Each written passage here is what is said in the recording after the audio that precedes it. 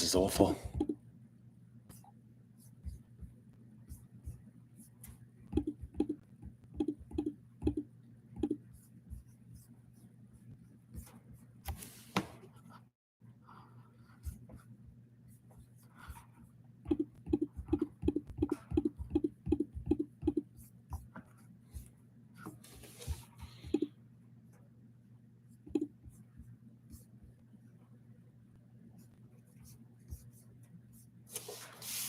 I suppose now I can use this. Nobody's here. Somebody's here. Who's here? Hello, Tanya. Amrita, hi. Were either of you on the last thing? You were, probably. Otherwise you wouldn't be here. I don't know. Nothing is working today at all. Cindy, hi. No, just like 3 minutes ago. Jennifer's back. Thank goodness. YouTube is... This is what drives people to create their own product. I just need to move somewhere that has a better internet connection. Jennifer, what is Cincinnati like? Okay, so my chat, it didn't work last video, did it? It stopped working about half an hour in, I think, or probably 15 minutes. Right? Anybody can confirm nor deny that?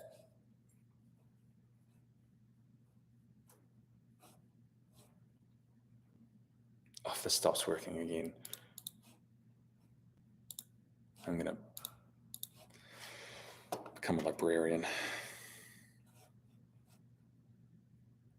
Okay, it does work. Good. I apologize for the whatever this is, the technical difficulties. What was I talking about? Let's see. Training levels. Right. Establishing a training level. So the things I would take into account would be how long you've been consistently training, right? How often you work out, right? You're here, we're here. Thank you, Linda. I appreciate the support. Help me.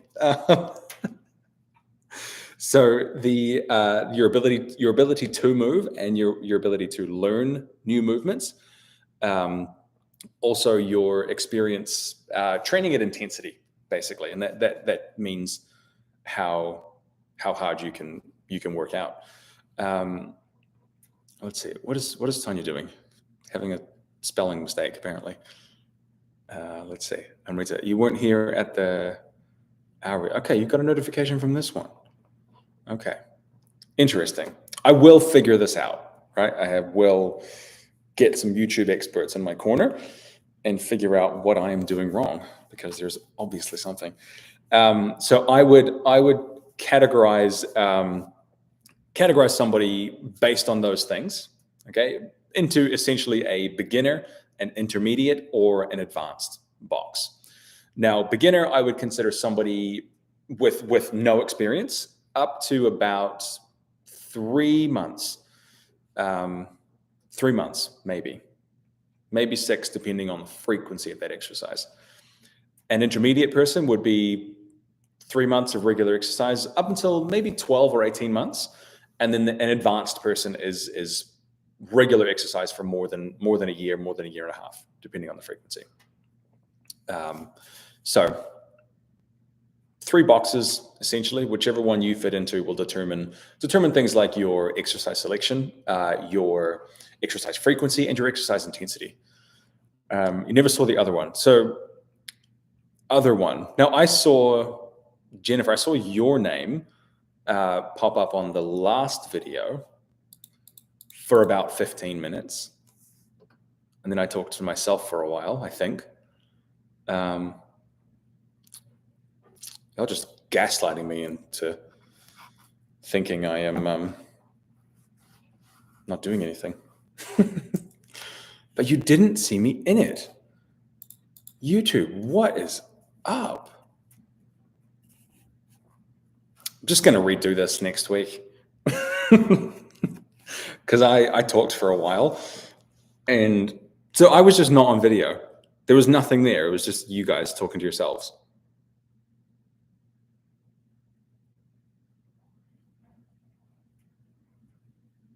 I'll consider that one my rehearsal. What a pain in my butt. Laura, hi. Yes, you found me. You found me here. You found me on this one. This is my third one. Okay. Okay. It's my practice pancake. Yes. Thank you. Thank you. I had waffles the other day, so it could be my practice waffle. So I'll take you through, essentially, I'll take you through what I would do for somebody with less than 3 months of consistent exercise, consistent strength training. So there are a few elements to a well-designed training program. The warm-up, the strength training session itself, or strength training sessions themselves.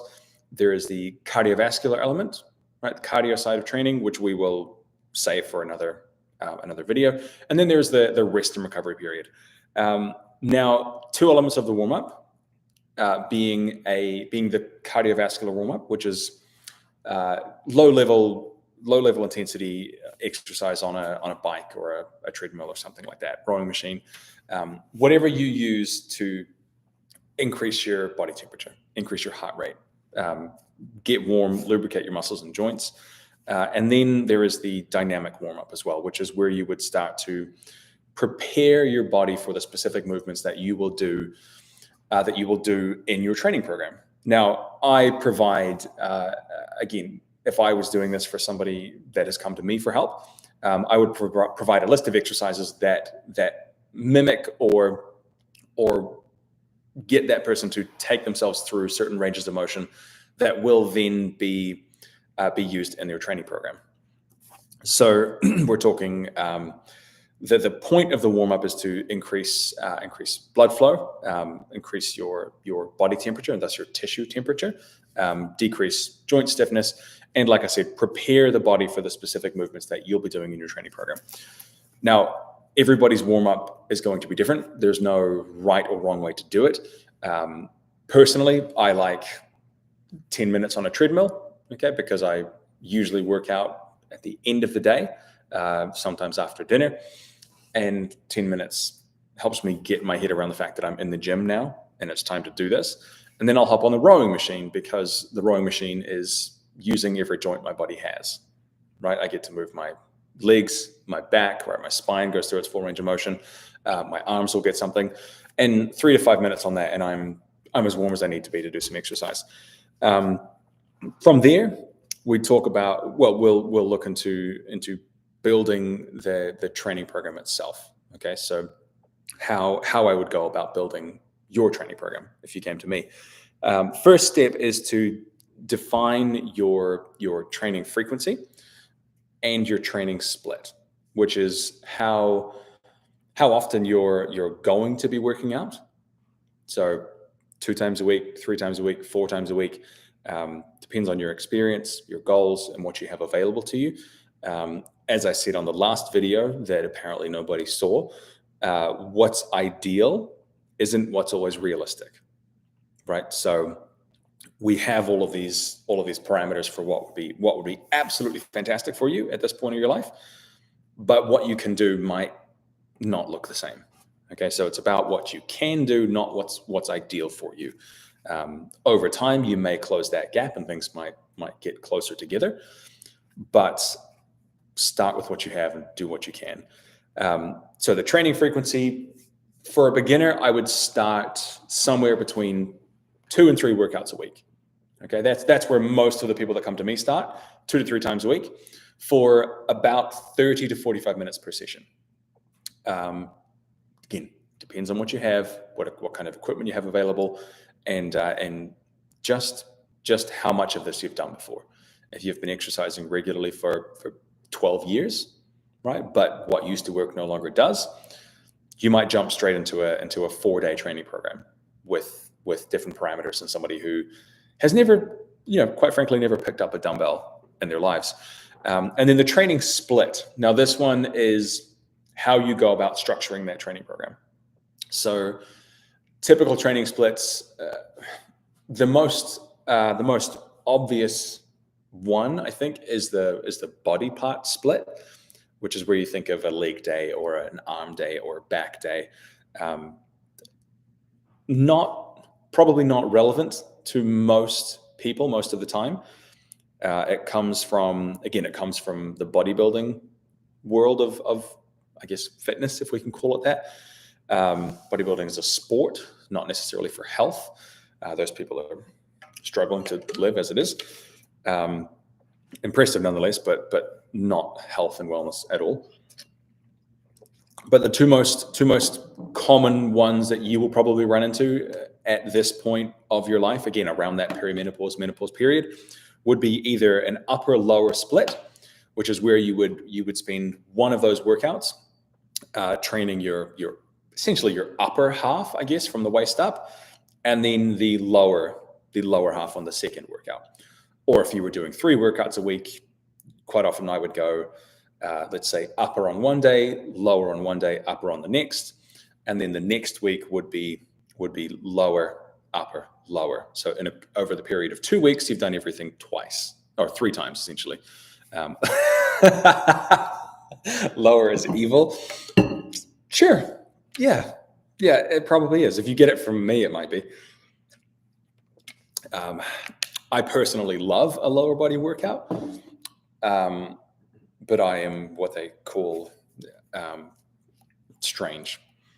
So we'll just go with that.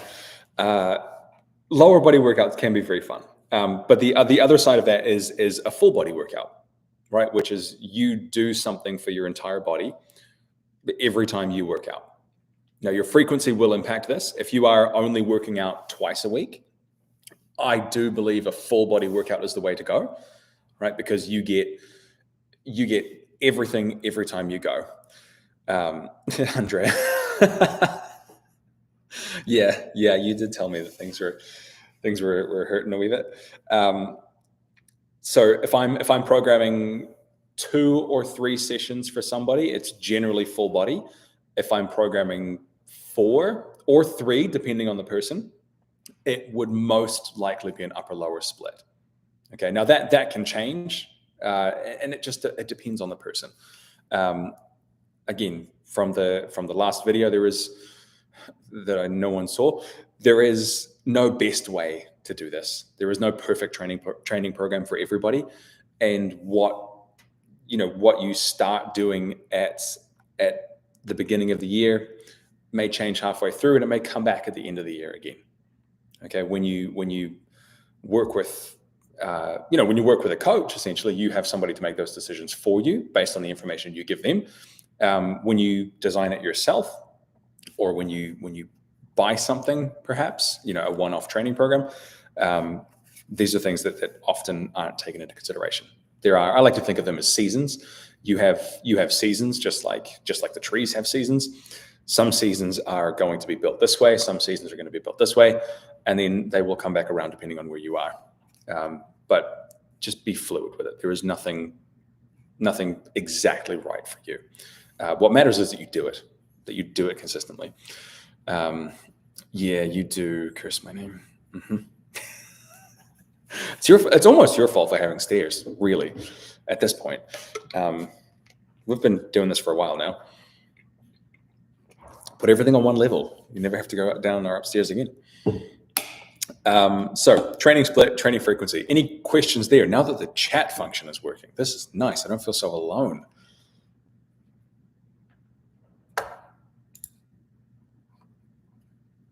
I'll give it a minute. I know some people don't type terribly quickly.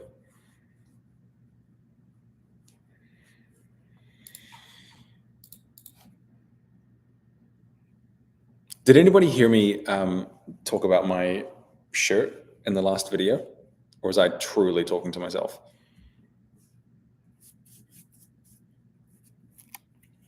Man, that's disappointing.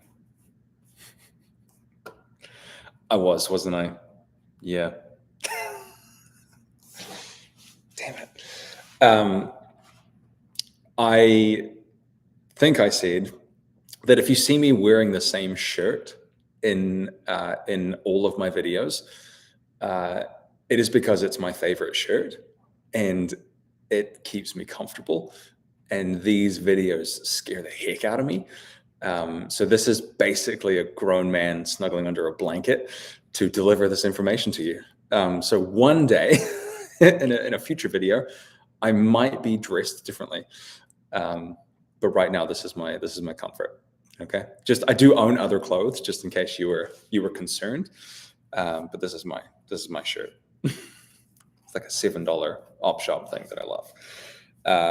Anyway, no questions on the training frequency or the training split. For most people, most that I'm trying to cater to for this particular video, I would say beginners 2 to 3 times a week, full body, right? Full body workouts more often than not, 30 to 45 minutes per session, essentially, up to an hour, depending on what you have. Then we would basically choose your exercises. I base exercise selection on the movement patterns. Okay, and we kind of break those down into, at its simplest, seven different functions. Right, 7 different ways your body can move. Right, we have a pull, okay, a pull and a push. Now we can push horizontally. Think of a push up, right? Or we can push vertically, right? Like putting your arms over your head. Okay, then you can pull horizontally as well. Okay, so pulling something towards your body, like a row or rowing machine or rowboat, essentially, or pull something down from overhead. Okay, so the opposite of putting your arms up is pulling them down. Think pulling yourself up to something. So those are your first 4, and then you would have a squat movement, right, which is what we call a knee dominant, right, a knee dominant exercise. So squatting down to sit on a chair, sit on the couch, get on and off the toilet, or a hinge movement, okay, which is more of a hip dominant exercise, bending over at the waist. Okay, the difference between a squat and a hinge is how much or how little knee flexion and extension, knee movement your joint will go through. And then the other one there would be a lunge. Okay, so one leg in front of the other or one leg out to the side, splitting your stance. Can you accomplish push and pull with just free weights and dumbbells?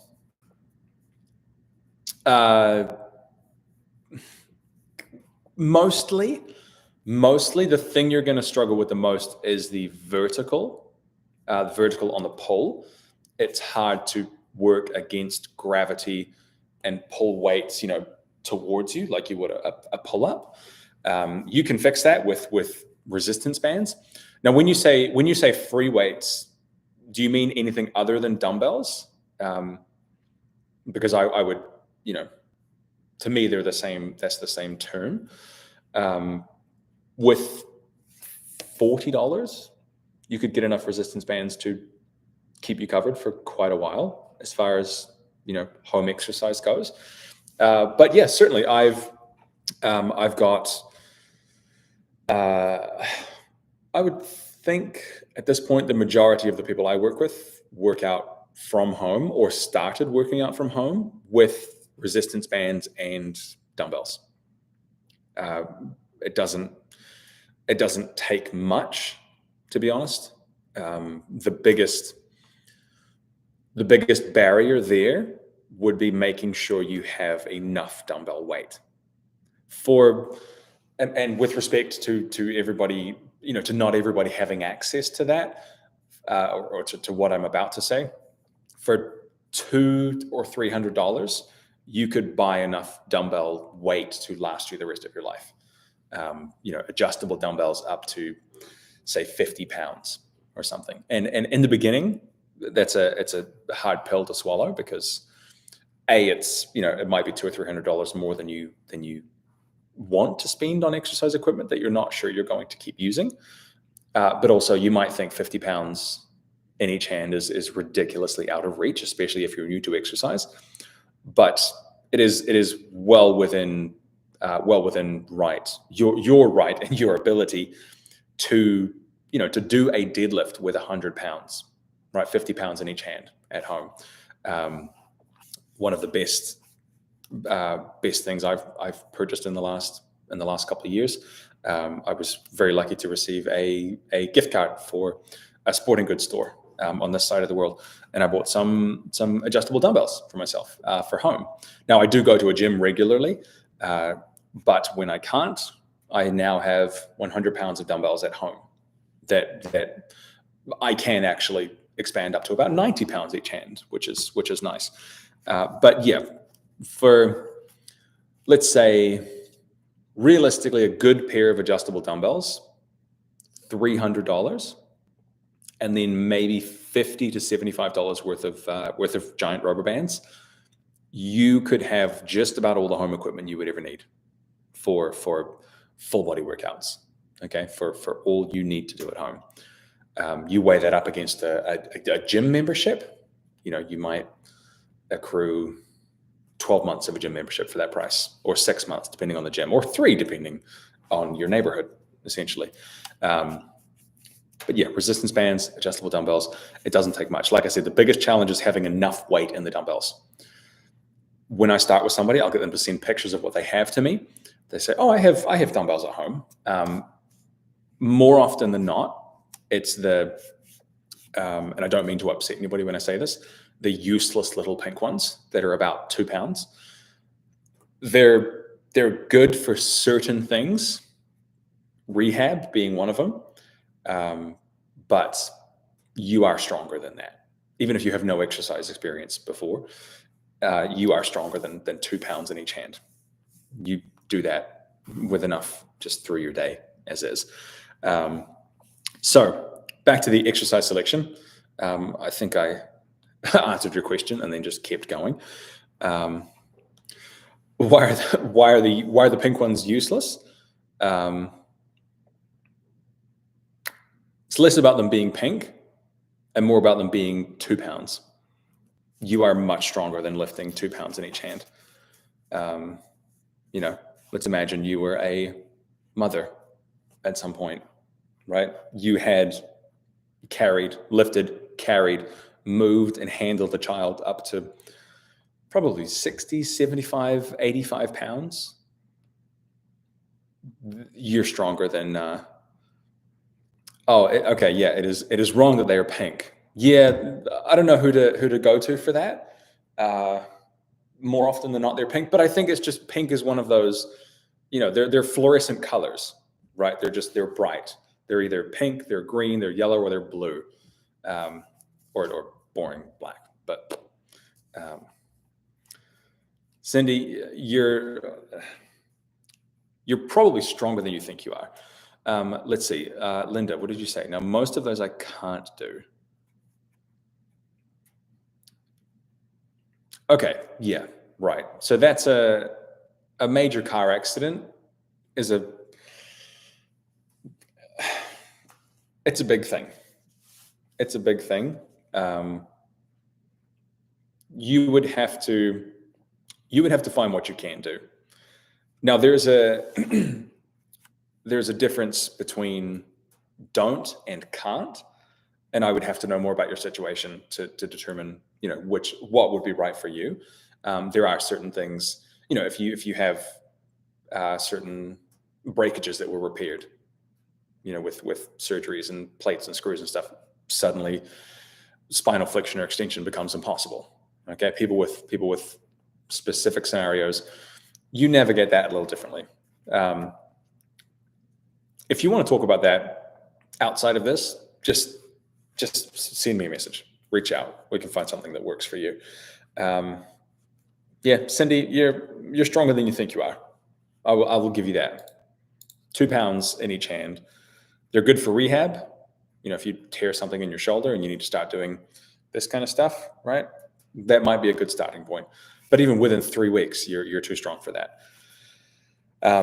So I covered the movement patterns. Push, pull, horizontal, vertical, squat, hinge, lunge. Now you could go beyond that, right? Those are your basics. That's what I would build a training program around. Outside of that, like next to that, if we carry on down that list, you would have a carry, right? A loaded carry, picking up as much weight as you can, taking it from A to B. Things that come to mind would be a farmer's carry, right? Where you just quite literally grab as much weight as you can in each hand and lift it from point A to point B.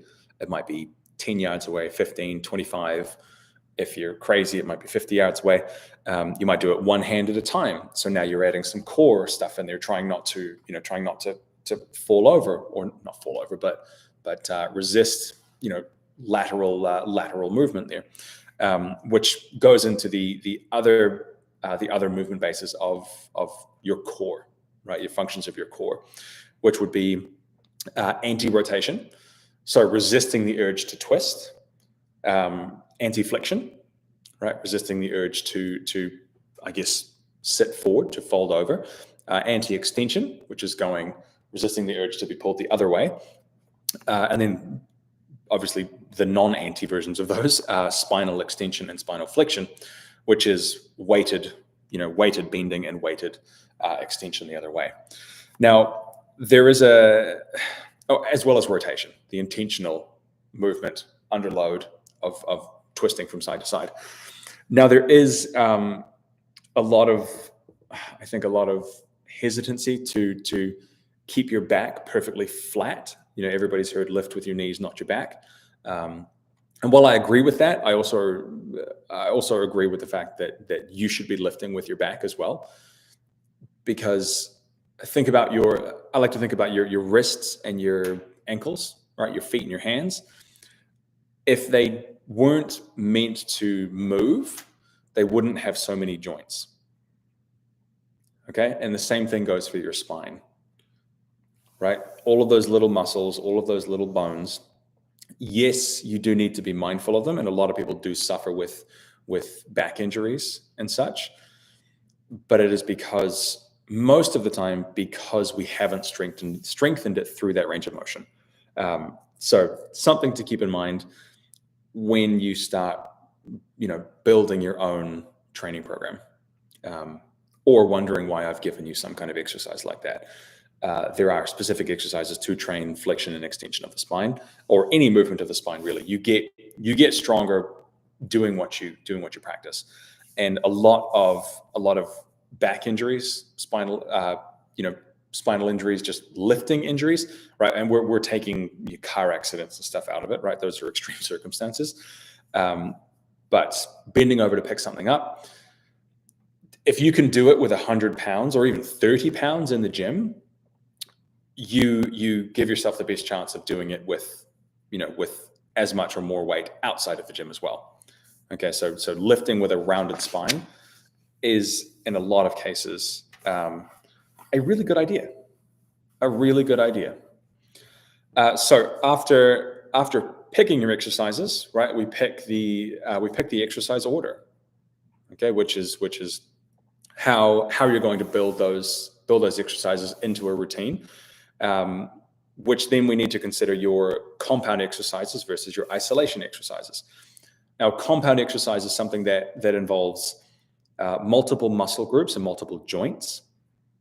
Okay, so think of those 7 bigger patterns I mentioned a few minutes ago: squat, lunge, hinge, push, pull, horizontal, vertical. So those involve multiple joints, multiple muscle groups. If I do a push-up or a bench press, right, I've got my elbows moving, I've got my shoulders moving. Okay, so more than one joint, more than one muscle group, versus an isolation exercise, which would be a bicep curl, right, which is one joint, the elbow, and the biceps muscle. Now, there are a few of them in there, but it's one muscle group. Again, a squat versus, say, a leg extension machine, right, at a commercial gym. The leg extension will work the knee joint and just the quadriceps muscles. Again, there are 4 of those. Okay, so we're not one muscle at a time, but one muscle group at a time and one joint at a time. Leg extension will do one joint. The squat will do the knees, the hips, and the ankles, and then everything else, because the weight's on your shoulders and they're really hard. But the exercises that we choose to cover the bases of our movement patterns, we now have to piece together into an effective workout, right? And it makes sense for you to put the hardest things first. Okay, put the more dynamic, the more compound, the more strenuous and difficult stuff first. Hi, Mary. Nice to have you here. How's the weather there? Because it's crap here right now. Back in New Zealand. Mary's from where I'm from, which is why I'm asking. The number of exercises you need per session is not that much, not that many. Okay. Most of the time, anybody who I'm getting into regular exercise with, it'll be between 3 and 5. 3 and 5 workouts, 3 and 5 exercises per session, for a total of at least 2, sometimes up to 3 or 4 sets per exercise. Right now, these are ballpark ranges. Your specific situation depends on you and what you're doing, what you're looking for. But we generally put the harder things first. If you're doing any kind of explosive movements like jumping, which can be really good for the menopause, perimenopause, postmenopause period, but maybe not something, if you're new to exercise, maybe not something you start out with. That's a power and explosive development there. You might wait 6 months before you even think about jumping up into a small step. There are a lot of nuances here, right? Programming is a science, but it's also an art. And personally, I love it. I think it's absolutely fantastic. But anything I say here today, these are guidelines. Okay, these are guidelines and not rules. Just like all of the nutrition stuff you've heard me talking about, guidelines, right? It's a big coaching red flag for me when somebody says you must do this. There is no other way. If you don't do it, you will not be successful. I block that person on social media, at least, because there are thousands of ways to do this, thousands of ways to get this right. The key is to find what works for you. Jennifer said it's different for everyone. So once we have our exercises selected, right, we would, let's imagine we've got 3 workouts per week, 3 to 5 exercises per workout, 2 to 3 sets of each exercise. Okay. So depending on the day, you might do 2 or 3 sets, depending on your energy levels, how well you slept, how you're feeling that day, what time of day it is, how much food you have. 2 or 3 sets, anywhere between, honestly, 6 and 15 repetitions, sometimes more. Okay. If you're newer to training, I would start with 12 to 15 repetitions per set, because we're looking for frequency. Okay. The more you do something, the better you'll get at doing it. And 15 repetitions of an exercise per set, 3 sets means 45 repetitions per workout of that particular exercise, which could mean up to 100 repetitions per week, as opposed to 6 or 8 repetitions of that exercise. Okay, now we're a third, less than half, a third of the volume that we were looking at with that first one. Okay, so in the beginning, it's about getting comfortable and confident doing the thing, and then over time, you might spend 3 months in the 12 to 15 rep range, and then you might spend 2 months in the 10 to 12 rep range. Okay. Now, if anybody doesn't know what I'm talking about, repetitions are the individual movement that you do. Okay, so 10 repetitions of a push-up would be 10 push-ups. 3 sets of 10 would be doing 10 push-ups 3 times with rest in between. Okay, if I Hubble the telescope, martial arts and P90X, that's cool. That's very cool. Sounds like you've got a good thing going there, Mary. With those exercises, like I said, 2 or 3 sets, 12 to 15 repetitions. If you're new to this, 10 to 12 once you get some experience, And then you'll work into the 8 to 10, 6 to 8, or even a broader, 6 to 10 range. Rarely do I program less than about 6 repetitions for somebody with say less than a couple of years of training experience. But there is also a time and a place for that. Getting extremely strong it should be one of your primary focuses in the gym. Okay, we have all of the reasons to exercise. I could spend 2 hours listing off the benefits of exercise. The biggest ones for us here right now that I spent a lot of time talking about to nobody before would be the osteopenia and sarcopenia. So the age-related decline of bone mineral density and the age-related loss of muscle mass. Okay, exercise strength training, resistance training, lifting weights, whatever you want to call it, is the only thing that we have that we know of now that not only can delay that, right, but also reverse it. Okay, so getting as strong as you can and building as much muscle as you can is your best bet, is your magic bullet. It's your fountain of youth with this stuff. Okay, you're not going to wake up ridiculously muscular or too muscular. I've been trying to get too muscular for about 15 years now. It's really, really hard, but just work to get as strong as you can, because the more strength and the more muscle you have now, in your 40s and your 50s and your 60s, the more muscle you have when you're 90. And the more muscle you have when you're 90, the more life you have at 90. Okay, because it's not just about living a long time, it's living, with that quality of life as well. Okay, a lot of people live until 75, 85, but they stop moving at 50. And that just sucks to me. That just sucks. And it's kind of scary, actually. So stretching every day. How long do you spend stretching, Mary? What do you do? Is this a morning routine for you? She's right, by the way. She's onto a good thing. You should do. Now, I opened the last video by saying I don't bring up any statistics to scare you. Okay, I like numbers. I like statistics. I like facts. 60% of American women, North American women, do not meet the minimum requirements for exercise. Okay, do not meet the weekly minimum requirements of exercise, and 25% of North American women don't exercise at all. Right, so there's no routine whatsoever. Now that minimum is 150 minutes of moderate intensity cardio-based activity.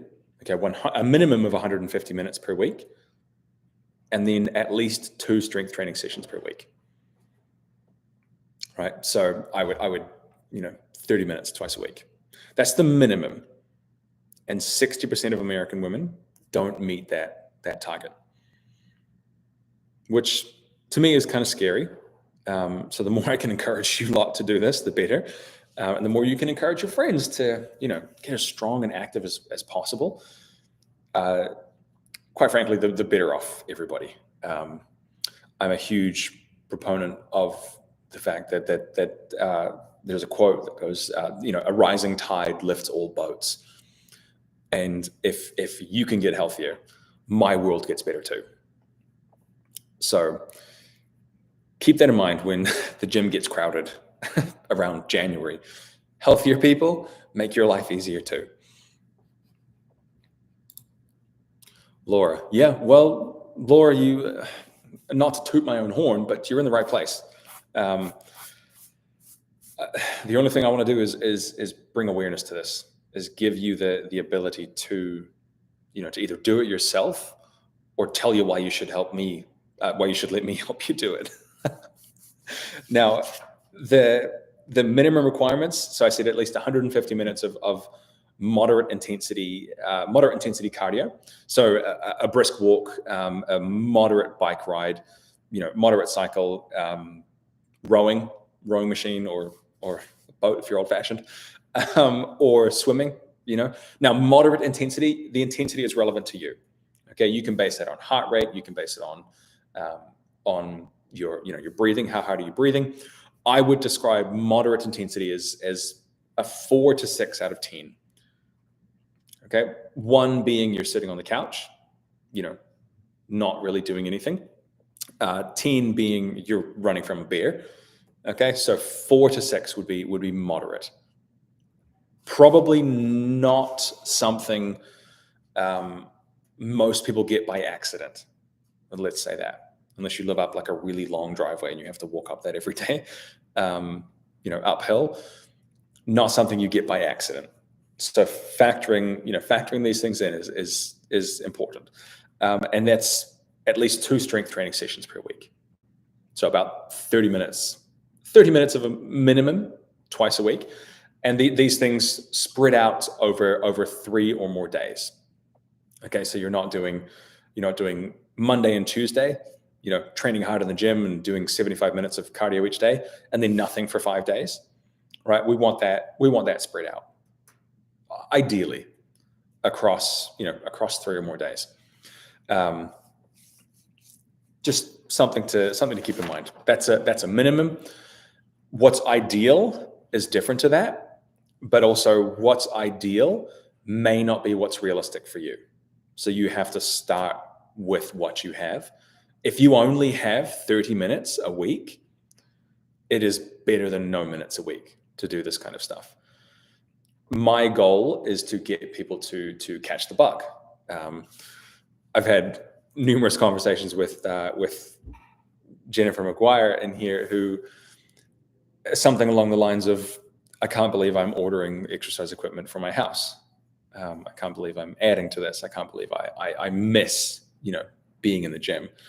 And to me, that's exactly what I want to hear.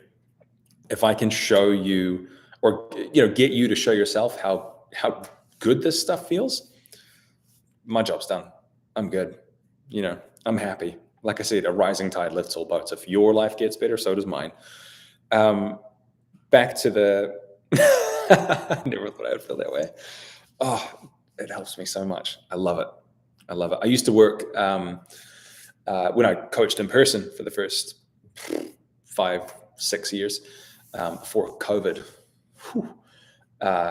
Seeing somebody, even then I worked with 3 out of 4 of my clients were women. Seeing someone lift something they didn't know they were capable of doing is a fantastic thing, right? And I used to have one particular client. I still work with her, actually. She works with me online. We have been working together for about 7 years now. I used to distract her between sets, right? In person, I would distract her between sets, and I would just quietly sneak another 5 pounds onto the bar when she was squatting or when she was deadlifting. To be fair, she was easily distracted, so it didn't take much. But after the fact, I would tell her she just lifted the most weight she's ever pulled off the floor for a deadlift, or the most weight she's ever squat, for example. And just seeing that light turn on upstairs, it's extremely satisfying. So if I can help any of you get stronger, right, I'm happy. That's what I'm here for. So exercise order, I'll get back to the topic. Exercise order is essentially how you structure that program, right? And what order do you put things that make the most sense for you? If you are doing explosive stuff tends to come first, right? Plyometric, jumping, throwing, anything like that. Now, this stuff is good for you, but it may not be the thing for you right now. Eventually, it might be something that adds into your training program. And sometimes it's a really good outlet as well. I get numerous comments each week about how good something like slamming a medicine ball into the ground feels, because it's not something you get to do every day.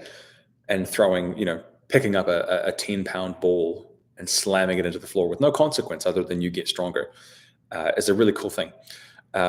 So you might put something like that first, or at least near the beginning.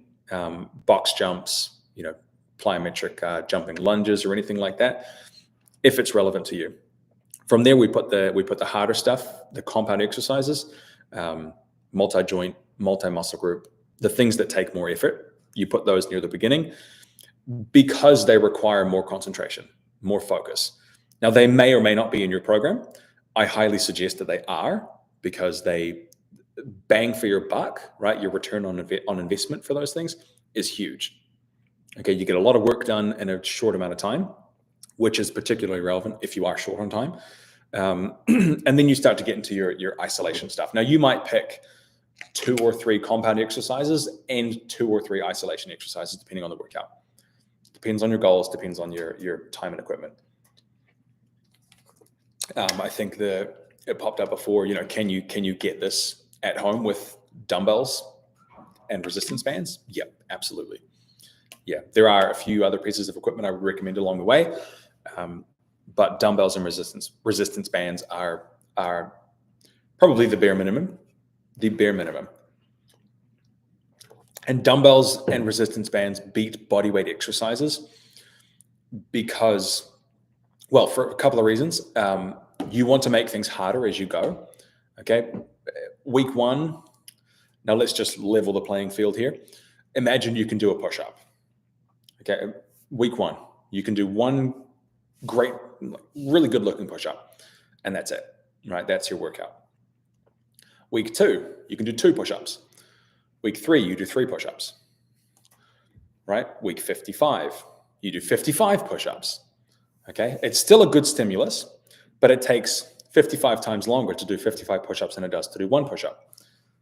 Okay, or you flip it over and you do a bench press, right, with dumbbells or a barbell.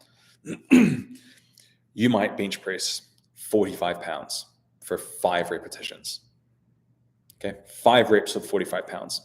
Next week, you could do 6. Next week, you could do 7, up to 8, 9, 10. Okay, now you could keep going and eventually do 15, 20, 25, but again, it takes more time. Or you could add 15 pounds or 10 pounds to that weight and still only do 5 repetitions. Now, again, I know I did say before, it would be good to start in the 12 to 15 range. Okay, but for the sake of simplicity, I hope you're following along here. You can add weight to these exercises, right? And that's one of the variables we'll talk about when it comes to progression, the planning for progression and progressive overload. But it makes more sense time-wise and effort-wise to add weight than it does to add repetitions, right? There are only a few bodyweight exercises that will be accessible to you before you just have to be extremely capable of doing that stuff. A way to make a squat harder, right, is to do a single leg squat. But very few people have the ability or the strength to do that. But you can make a double leg squat harder by holding 5 pounds, 10 pounds, or 20 pounds worth of dumbbells, okay, up to 50, 60, whatever you're going to do. So at a minimum, a good pair of adjustable dumbbells are a fantastic idea. Now, the exercise volume, again, I've kind of talked about already. For most people, most beginners to intermediate, 2 to 3 sets, right? Beginner, more the 2, intermediate, 3, maybe 4, depending on the person and the level of confidence as well. Starting off at 12 to 15 repetitions, eventually moving down that spectrum to 6 or 8, depending on the exercise. Generally, the compound exercises like a deadlift or like a squat, you might pull that lower end because higher repetitions become extremely fatiguing, and certain areas of your body will fatigue quicker. If you're doing 15 deadlifts, for example, which are one of the most taxing exercises that we've created, by rep 12, 13, 14, 15, your lower back might be fatigued, but your legs might not be. Okay, so it depends on the exercise. Whereas 5 repetitions, as heavy as you can, or 6 repetitions is a different story. So 2 to 3 sets of 5 exercises, 12 to 15 repetitions is enough. It's enough, right? Is it optimal for you? Maybe not, but it's enough to cover your bases and to slow down some of the stuff. Yes, it is.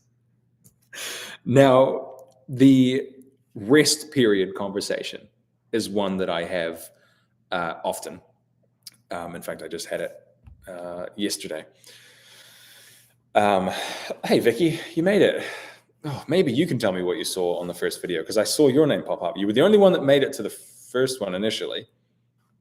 Tell me what you saw, and I'll apologize for it later. Oh, hang on. I skipped a step. Sorry. One thing I do want to touch on before I talk about the rest period is the intensity of your workout. So, and I suppose this is the conversation that does come up just as much as the rest period. Yeah, you were a loner, saw nothing. I'm sorry, Vicky. I'm glad you're here, though. I will find out what happened to those other videos.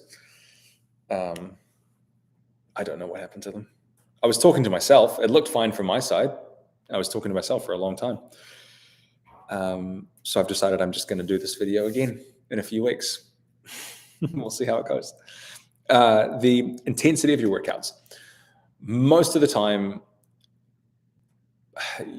I would prescribe that you work within a couple of reps of failure. Now, failure is defined as the point at which you can't do another repetition with good form, okay, or in good confidence.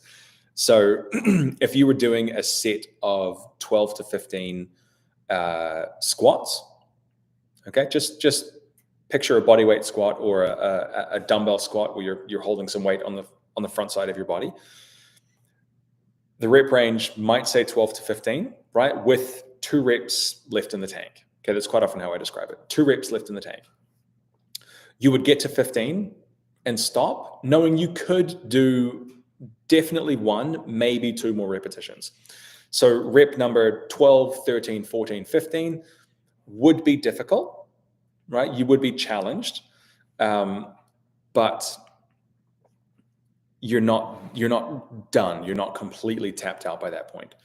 Now, there are cases in which pushing to failure is a great idea, especially for women, for you lot, essentially, women in menopause or around that menopause period. There are cases in which that is a really good idea. But for most people, most of the time, leaving 1 or 2 reps in the tank is probably a better idea. If you're not a professional athlete or you're not making money off how much weight you can lift, leaving 1 or 2 reps in the tank is fine. Now, there are 2 ways we generally talk about this. We have what's called the RIR method or the RPE method, right? RIR stands for repetitions in reserve. So how many repetitions do you have left? How many more could you do? And then the rate of perceived exertion, RPE. That's essentially how hard you're working, okay? There are a number of ways to measure that second one, sometimes on a scale of 1 to 10. I have seen it in 0.5 increments from say 6 to 10, which is odd. But essentially, if something was an RPE of 8, okay, you would have 2 repetitions left in the tank. Okay, with an RIR of 1 to 2, you'd be training, you'd be working to 8 or 9 out of 10. Okay, so they're kind of interchangeable. I personally use the RIR method with my clients, which is, all of my programs will come with a note that says, do this, like perform this exercise to an RIR of 1 or 2 or 2 to 3, which means essentially leave 2 or 3 reps in the tank, or you could do 2 or 3 more reps if you absolutely had to. Now, I will challenge most of you here and say, you're stronger than you think. You can probably do more than you're doing. I had the conversation yesterday with a client about that, and within 4 hours she'd gone to the gym, and she said, I've never trained this hard before. Like I put weight up on everything, okay, because she took advantage of something we'll talk about next, the rest period side of things, but also the intensity. Okay, now it does take a while to figure out what you're capable of, I wouldn't expect somebody with 3 months in the gym to know that. But after 6, 8, hopefully after 12 months, you are very confident in your ability to push weight, to move a certain amount of weight, right? But it should be at least quite difficult. If you are able to pick a weight up, do 12 reps, rest for 15 seconds, and do another 12, you're not training hard enough. You're not working hard enough. You're doing something, and something's better than nothing, but the intensity should be that you do 15 repetitions with a couple left in the tank, and then you need a minute or two before you can actually do that whole thing again.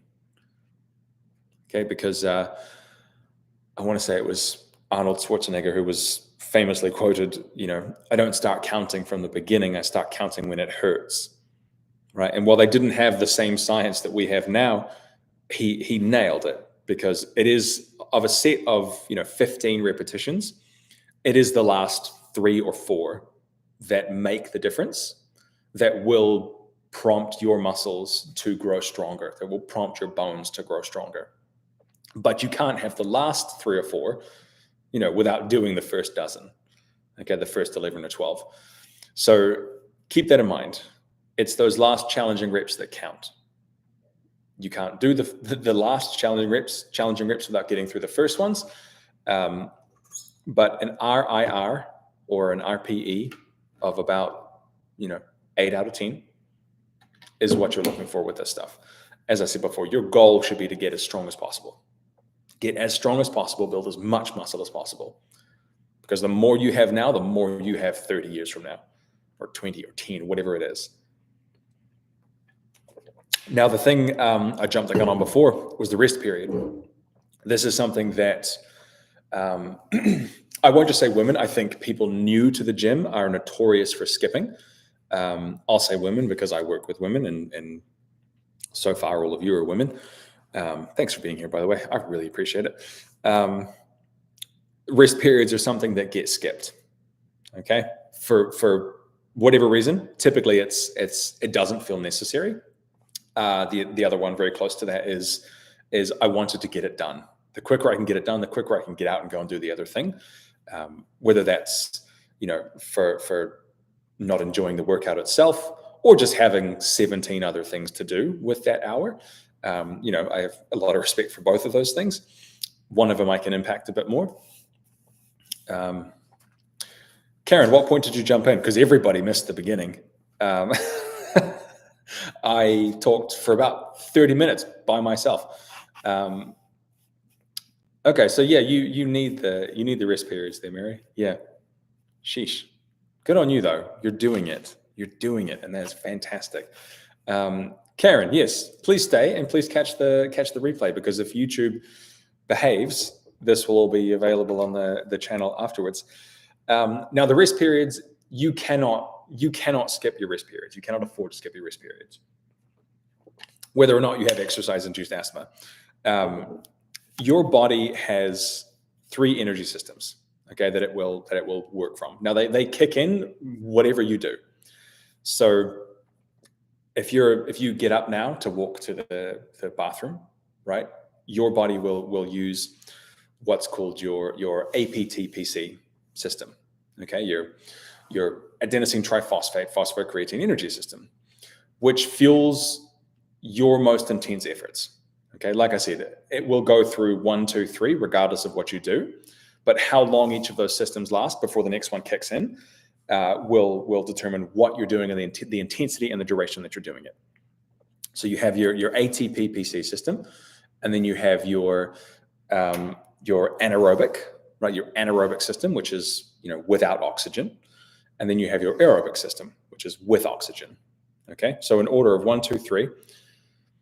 Most of your strength training exercises will take place within those first 2 energy systems, right? Your ATP-PC and your anaerobic system. Now, if I'm getting complicated here, I'm sorry. I'm trying to keep it as simple as I can. The first energy system will last about 30 seconds for most people. Okay. So this is within the muscle cell, 30 seconds worth of energy supplied to your muscles to do the activity you need to do. The second one kicks in after about 30 seconds. And there are slight variances between people and their I guess fitness ability. So the anaerobic system will kick in after 30 seconds and then probably tap out somewhere between 2 and 3 minutes. Again, based on the person, based on the fitness level. After that, you have your aerobic system, which can go for hours. Okay, you're using oxygen, combined with nutrients in your body, but oxygen to create movement, at a cellular level. So your body needs time to cool off before you can repeat those first efforts, right? If you're doing a set of squats at home or at the gym, now let's imagine you've got your intensity to the point where it should be.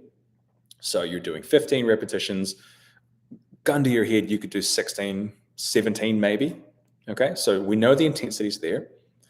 You put that weight down, that 2 minutes that you take between sets is spent cleaning up the waste products that have been created because you used energy, right? There's always some trash made, right? Every time you cook a meal, there's some waste that needs to go somewhere. If nobody ever takes that trash out, there's going to be a big old pile of crap there that you need to deal with at some point or another. And if you don't, bad things happen. Okay, same thing with your muscle cells. When you produce energy, when it goes through the cycles it needs to go to, there's always a byproduct that your body has to deal with. If you don't deal with it, your muscles will burn. They will seize up and they will stop working. Okay, depending on what you did in school and in your physical education class, you might remember some of that. It's the wall set, right, where your legs start shaking and the next thing you do is fall to the ground. Or one from my childhood is my school years is the beep test, where you're just back and forth, okay, without a break, ever increasing intensity. Now, those rest periods between say sets of 15, your body is cleaning up that cellular waste and getting ready for whatever comes next. Okay, so if you can do the same effort with the same intensity with little to no rest period, it is a dead giveaway you are not lifting to your abilities, right? Or as hard as you should be to see the results that you want to see. Again, I'm not going to tell you what you should or shouldn't do goal-wise, okay? But the main goals with any exercise program for, I would say, 15 out of 15 of you in this live with me right now would be to maintain or increase your strength, muscle, and bone mass. All right, to improve, to improve your aerobic base. Okay, so your respiratory system, your ability for your heart and lungs to function and move blood around your body, as well as your body's ability to utilize those nutrients that come in that blood, to improve your balance, to improve your power output, right, improve your pelvic floor function, things like that, and as well as your functional mobility, right? So those are the foundations of any exercise program. Like I said, for all of you in this space right now, you will have individual goals on top of that. Hey, Betsy, I'm so glad you're here. Thanks for popping in. You will have individual goals on top of that. You might want to lose 5 pounds, 15 pounds. You might want to, make something physical a lot easier for yourself. Okay. But the foundation of exercise at this point in your life will be to get as strong as possible. Okay. And to do that, you need to do a few things to your muscles. One of them is mechanical tension. One of them is metabolic stress. And the other one is muscle damage. Now, Andrea, I saw you pop up before with the fact that your legs are a little bit sore right now. That's the muscle damage side of things. Okay. That is less important than we used to think it was. If anything, it's a little bit overrated. The first two are the ones you want to look for: metabolic stress and mechanical tension. Okay, the mechanical tension is is how much weight can you put your muscles under, right? How many grocery bags can you carry at once, kind of thing. Okay, and the other one is metabolic stress, and that's at that cellular level. How far can I push this system before I need to stop, let it recover, and do it again? So those are the elements that you want to think of when you are in the gym. Right? It's awfully nerdy. To me, it's wickedly exciting. Most of it you don't need to know. You just need to know this is what it takes, right? This is about how many exercises you should do. This is how hard they should feel, and this is how often you should do them. Do that for years on end. Like, do that for the rest of your life. Do that for as long as you can. The earlier you can start, the better. But it is never too late to do something. At the very least, you will slow down. You will slow down the decline of muscle and bone loss. Going through mid 40s, late 50s, 60s, and onwards. Okay.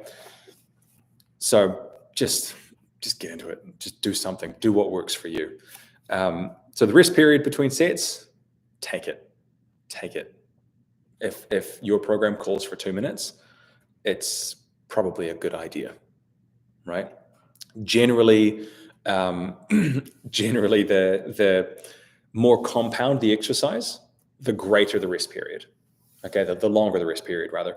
So a back squat, right, or a deadlift. Okay, so again, that the back squat would fall under the knee flexion extension exercise that we talked about earlier for exercise selection, and the deadlift would be a hip hinging exercise. Right? They use multiple joints, multiple muscle groups. Because of that, you can lift a lot more weight. They involve your whole body, essentially. Now, with that, your rest period is going to be a lot greater because you need more time to recover. Those exercises for most people, most people I work with, minimum of 2 minutes. Minimum of 2 minutes, sometimes up to 5, depending on the person and their training experience. Powerlifters, not that any of us here right now are in that category. They would, the sport of powerlifting is to lift as much weight as you can one time. Okay, but the training up to that might be sub-maximal weight, so slightly less than your best, for 5 or 6 at a time. And this applies to men and women as well. Okay, there are as many women in the sport as there are men. Probably not, but it sounds good, right? That will take 15 minutes between sets because of the stress that those intensities and those loads cause on your body, right? Metabolically, neurologically as well. It fries your nervous system. If you do enough deadlifts in a workout, like a heavy enough workout, you will feel it the next day in a way that makes you feel like things are just moving a little bit slower, because there is a neurological fatigue that comes with it as well, right? The exercise impacts the brain as well as the muscles. Laura, what is the best way to connect with me? If you're on my social media, go there. You could go there. There will be links to most, if not all, of my stuff under in my YouTube thing. Jennifer, help me out. Find me on Instagram. Let me see. I'll copy and paste it here. See if this works. I don't know. See if that works. I've just put a link there. You can send me a message on there. Tell me you were here, and then we'll talk. The thing. What's the thing? What did I miss? I'm going to catch up on a couple of these comments for a second. Make sure I don't forget where I am.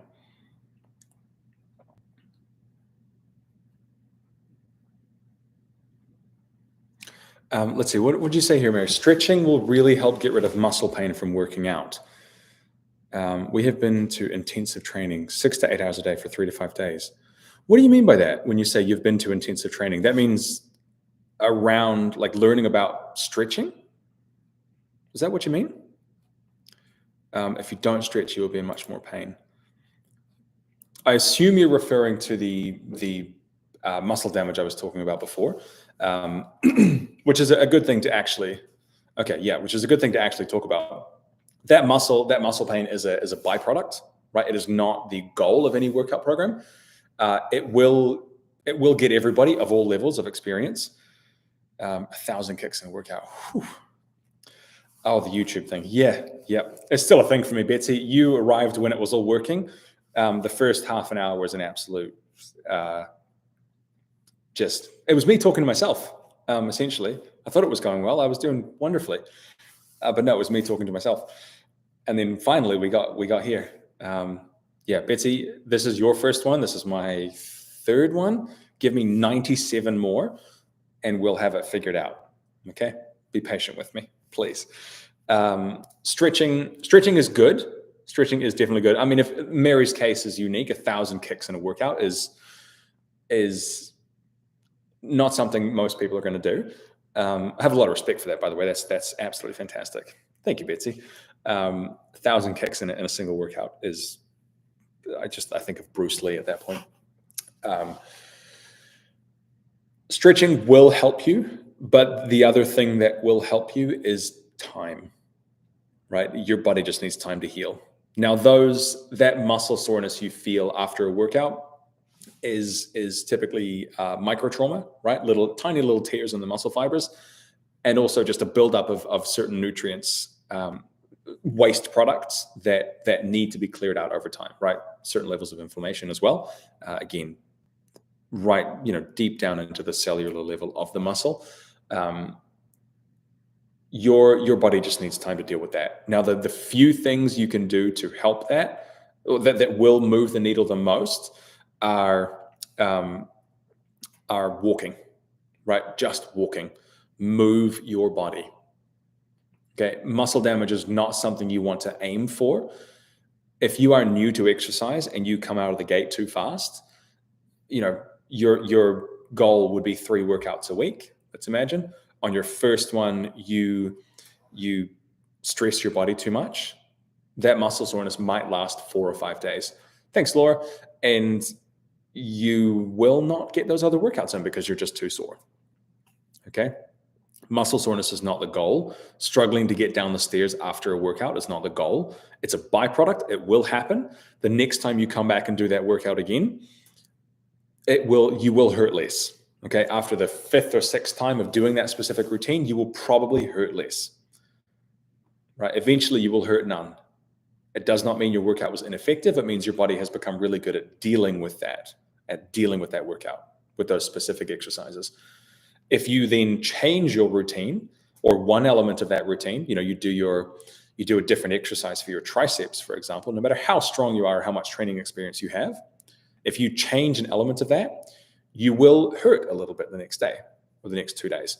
Now, that muscle soreness typically peaks 24 hours, right? 24 to 48 hours afterwards. Will be gone within maybe 72 hours. But it is not the goal. Okay, it is a byproduct. The goal is not to make you sore. The goal is to make you stronger. Getting sore is part of your body figuring out how to do it and then getting really good at handling it. Because as you get better at exercising, it becomes less effective because your body is really good at fighting against it and adapting to it, which is why we need to change things so often, every so often at least. It takes more work to get you fitter and stronger and healthier because your body's become really good at resisting it. Because when you think about it, more muscle is not, like, to a point, it's not biologically helpful, right? For survival anyway. It costs you calories, which may not be available. It means going out of your way to spend energy, which historically was not a very good idea because food was scarce. Okay, so you're going against the grain with this stuff, but there's a point in that, like somewhere you reach in that things get really good for your body.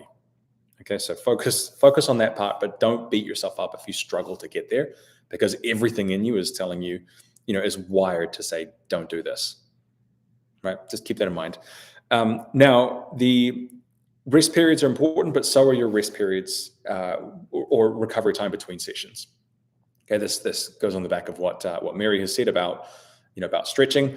The recovery you can take between sessions is just as important as the effort you put into those workouts in the gym or your home gym, whatever. stay as active as you can. Okay. If you are working out twice a week for 30 minutes and then doing no physical activity for the rest of the week, that's still better than nothing.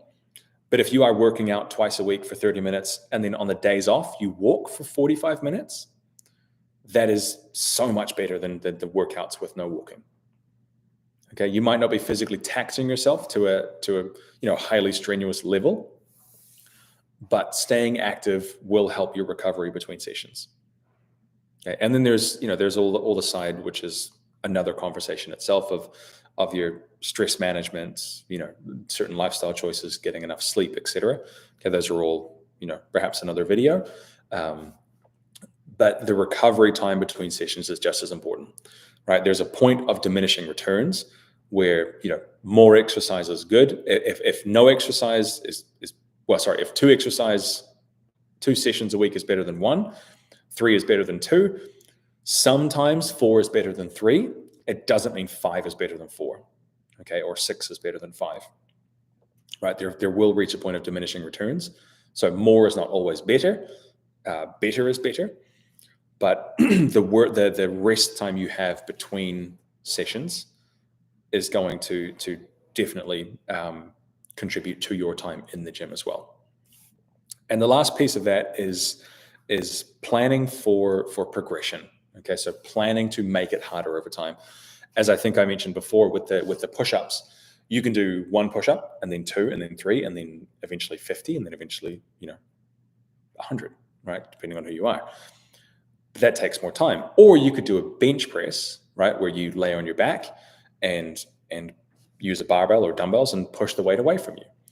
You can do 10 repetitions with 10 pounds in each hand, right? You go away, you recover, your body adapts, you get stronger. Next time you do 12 repetitions or even 11, okay? Or you do 3 sets instead of 2, okay? Without necessarily massively increasing the duration of workout, the length of your workout, unlike the difference between 100 and 1 push-up.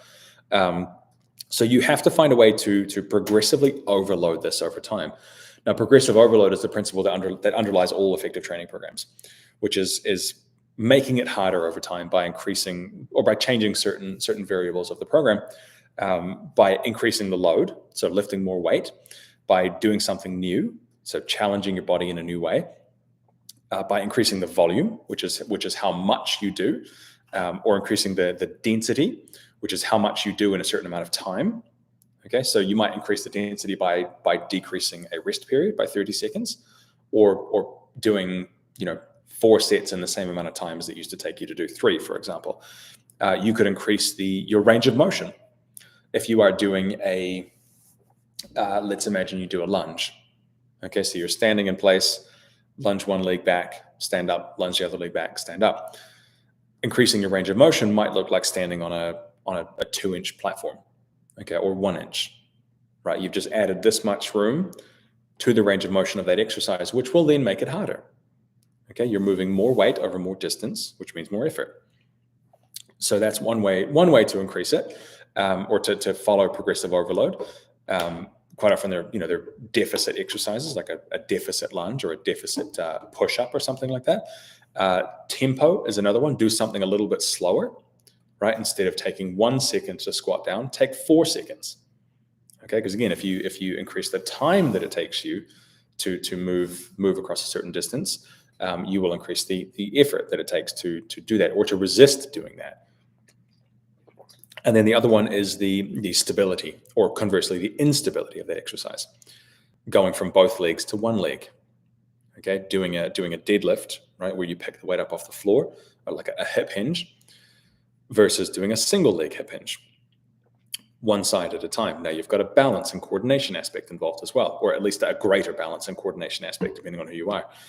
So these are all ways to progress the exercise plan over time.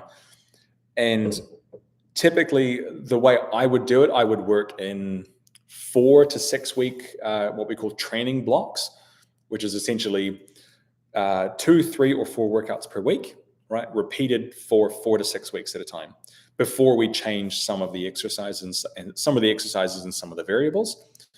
Typically, I will start somebody the first 2 weeks. You might do 2 or 3 sets. the next 2 weeks, you might do 3 sets of everything. And the next 2 weeks after that, you might do 3 or 4 sets. Okay, so we've increased the effort by way of increasing the load. Okay, the number of times you're going to do something. The volume, the number of times you're going to do something.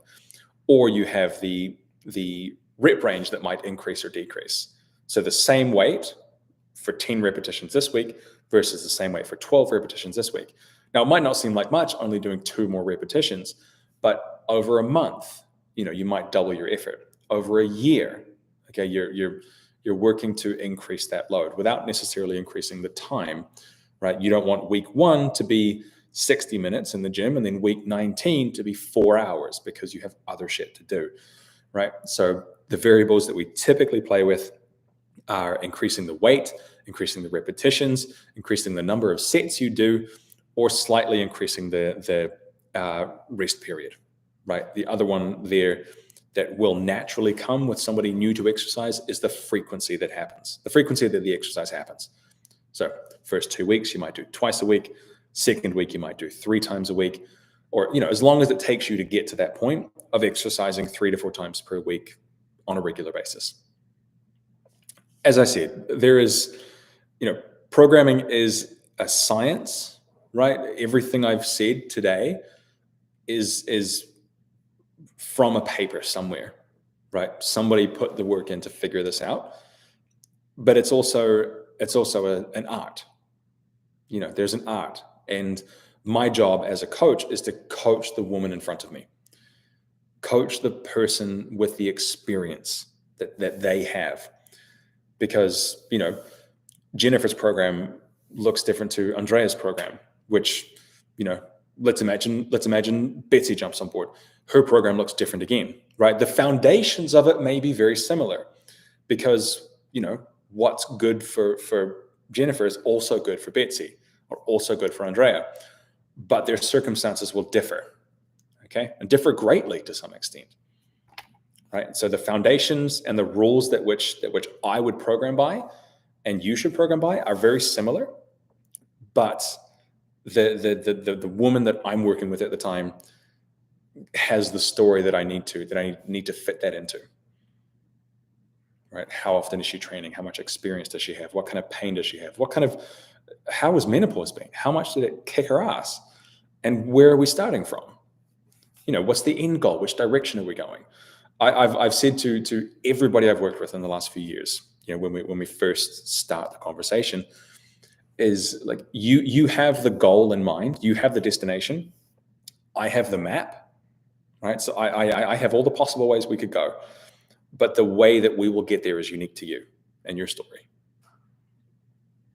right? So that's how I do it. That's how I think of it. I don't just have a cookie cutter program that everybody gets. Again, I have the foundation. I have the guidelines that I abide by, but then it changes. Jennifer travels, so she gets a different workout based on the equipment she's got. Whatever it might be. Okay, so there's a scientific foundation for all of this, but there's an art to it as well. And in this specific case, I'm the artist here. I decide what I think is best for you. Okay. Other coaches might do it slightly differently. And that's on them. Jennifer gets sick a lot too. Yeah. Poor Jennifer. You've had a hard week. Focus on getting as strong as possible. Okay. You are not going to wake up looking like Arnold, right? Again, I've been trying to get too muscular for a decade or more. It does not happen by accident. It takes years and years of doing the same stuff every week without fail, essentially. And I don't mean to say that if you miss a week, you're going to start at the beginning, because it takes a long time to undo everything you've done. To my knowledge, it takes about 2 weeks before our finest equipment can even detect a slight change in you if you take 2 weeks off of exercise, as far as your muscle mass goes, okay? So if you have to If you have to take a couple of weeks off, that's okay, but do it forever, as often as you can. You are training for the rest of your life. Okay, not this week. This week it feels good, right? It takes a couple months to maybe see some change. But the things that you want from your 70s, from your 80s, from your 90s, start in your 40s or your 30s even. Right? The earlier the better, but it is never too late to do something like this. Like I said, you cannot get too bulky, or you will not build too much muscle. You will not wake up too muscular. Having more muscle does not make you immobile. Okay, if you want to, go and see some amazing feats of strength and mobility, right? Look at some of the old school bodybuilders, and I know they're mean, and that's fine, but they had the most amount of muscle of anybody on the planet at that point, and they're doing full splits and backflips. Okay, muscle does not make you immobile by any means. And then I guess the last point to that is the more muscle and strength you have now, the more you will have 30 years from now. Okay, so eat to support that, train to support that, rest to support that.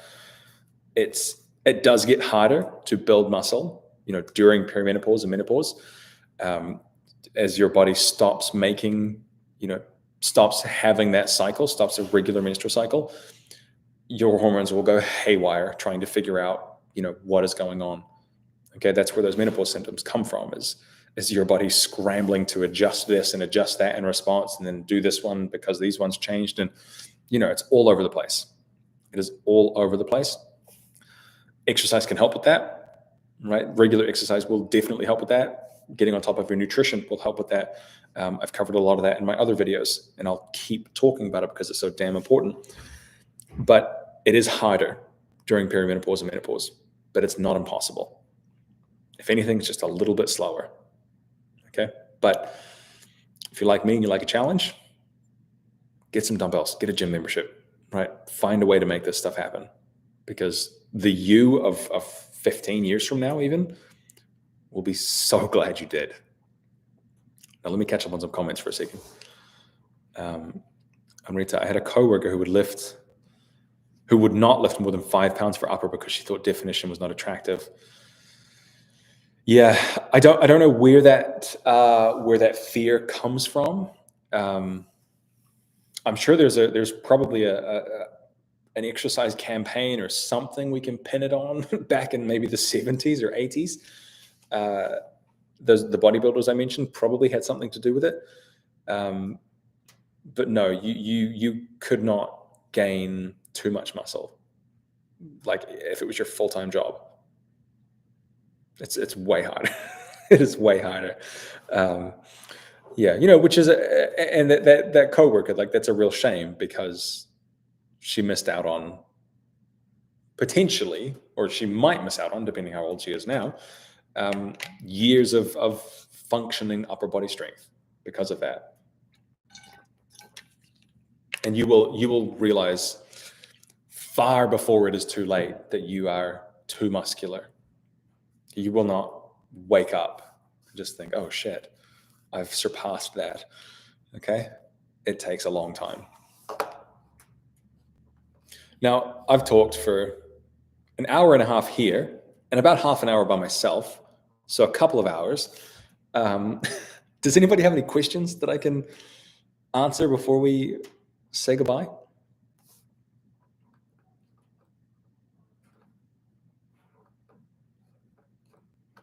I'm glad this one worked. Oh man, Betsy, I don't know what happened. The first video wouldn't even work. So I panicked and started another one, talked to myself for 20 minutes, 25 minutes. And then I got you all here. Somehow we recovered it, which is great. I feel better about this. But if nobody has any questions, I'm gonna go and get some more water and food, probably. I appreciate you all being here, though. if I can help like any way possible, just send me a message. Okay. I might take a minute to get back to you. Okay. If I read your message and you can see the little like scene or whatever it says on social media now, I will get back to you. Okay. Coaching is my full-time job. This is all that I do. Helping you is something I want to do. It might take me a day to get back to you. Okay. But I will find, I will give you the answer. If I don't have it, I will find it for you and give it to you. Okay. And if you need some more help, you want to work together, you want to find out what's involved with that, let me know. If I offer to sit down on the phone with you for an hour, it's just to have a conversation with you and get to know you and get to figure out if we would be a good fit for each other, if I can even help you in the first place.